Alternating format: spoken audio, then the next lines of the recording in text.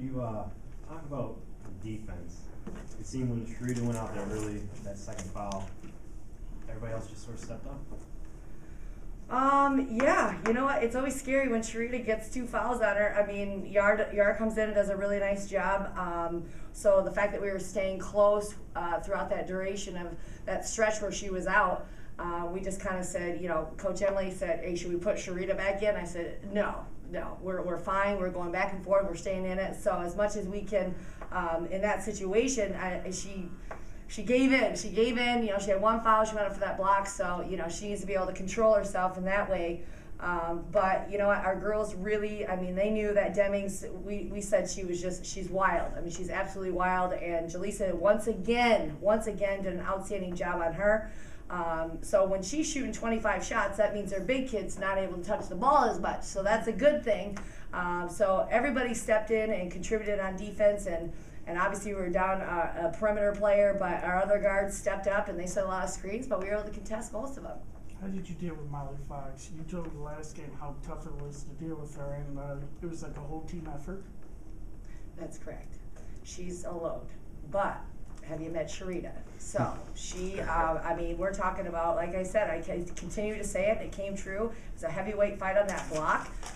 You know, a few times we wanted to pull the chair out because she was absolutely sitting on Sharita's lap. So, but Sharita just couldn't get out of the way in time. But you know what? It was just one of those where she wasn't able to get those open looks like she normally is able to just catch and turn. She felt that physical presence, and you know, most of those baskets just rolled out. So that was exactly what we needed. And then when she wasn't hitting, I think some of their perimeters were like, well, we better start hitting. So then they started firing shots and didn't continue to go back inside. Talk about Jaleesa's defense. You mentioned it against Milwaukee, Angela Rodriguez. And then today, what is it about her that makes her so good defensively? You know what? She has great timing. She has great timing, and she's just little enough where she can fight over those screens. And you know what? It's always nice because coaches obviously watch hours and hours of tape and tendencies, and she actually listens to what we say. So when we say she is probably the best elbow jump shooter in transition that we've seen, you know, her timing of it, fake at her, and as soon as she goes to pull up, that's when she really contested. So she got away from us a few times in transition, was able to turn the corner, but that was only because I don't even know her number, this is bad, number 35, hit all those threes, so we weren't able to help off her towards the end, and that's why she got so many easy looks at that point. Let's talk about Demisha's play. She came in there on a personal 8-0 run there to break it open in the first half.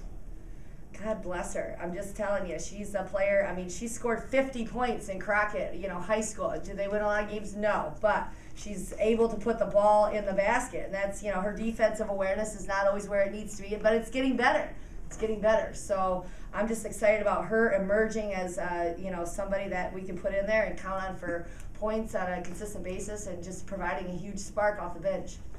Finally, for me, talk about Megan. She played good D on Molly Fox, probably giving up a couple pounds there, and then offensively too, she did find gaps and cut in. She was unreal. She was absolutely unreal today. She made that one really critical 3 down the stretch. I think we hadn't scored in a while, and she hit that 3, and it just. She's just been doing a great job. She's been such a surprise, but her and Sharita just work really well together on that block. They just seem to know where each other's at all the time. So Sharita gets down there, she gets double, and she's able to just flip it over to Megan for a layup or hit her for that 3-point shot. So that's been really good for us, that duo on the offensive end. And then, of course, Yar comes in and does a great job, too. When it went to 54-49, you were mentioning something in the nature of don't get down after a timeout. How did you keep this team so composed to get this victory late? I'm not really sure, but basically we talk about every game. You're going to be up 20, and then it's going to be a 2-minute game 5 minutes later. So, I mean, hey, it's like one of those things where wipe those looks off your face. Okay, until they made a run, now it's our turn to make a run. Let's answer. So, I mean, I tell them I would do a cartwheel if I needed to. I mean, that's fine. Just to get them to wake up and understand that this is the way it's going to be every night.